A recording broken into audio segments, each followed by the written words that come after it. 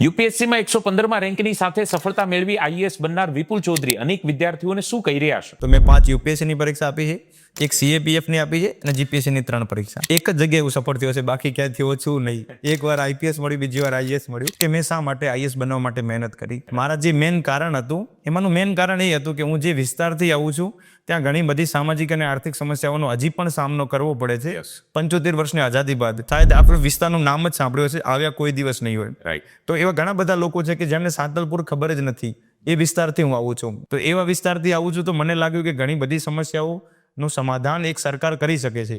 તો એક મોટિવેશન એ હતું. એના કારણે એમ થયું કે પોલીસમાં લો એન્ડ ઓર્ડર જ આપણે હોય, જ્યારે આઈએએસમાં મલ્ટિપલ ડિપાર્ટમેન્ટ મળશે તો હું સારું એક કામ વધુ ઓપોર્ચ્યુનિટી મને મળશે. હર દિવસ સખત મહેનત કરી છે. તો એ છે કે સખત મહેનત, there is no substitute to the hard work. પણ એ છે કે ડિસિપ્લિન મેનરમાં હોવું જોઈએ કે આજે મેં 14 કલાક વાંચ્યા તો કાલે મજા કરવા ના જવાય. કાલે 2 કલાક વાંચો પણ વાંચો જરૂર. તો એ છે કે એક ડિસિપ્લિન જે પ્રિન્સિપલ છે મારા ખ્યાલથી સિવિલ સર્વન્ટ માટે અને એક સારા વિદ્યાર્થી બંનેનો સિમિલર ગુણધર્મ છે. તમે પણ વિપુલ ચૌધરીની જેમ જીપીએસસી યુપીએસસીમાં સફળ થવા ઈચ્છતા હોય તો ધ એરા અને આખી ટીમ ચોક્કસથી મદદરૂપ સાબિત થઈ શકે છે. વિચાર જરૂર કરજો.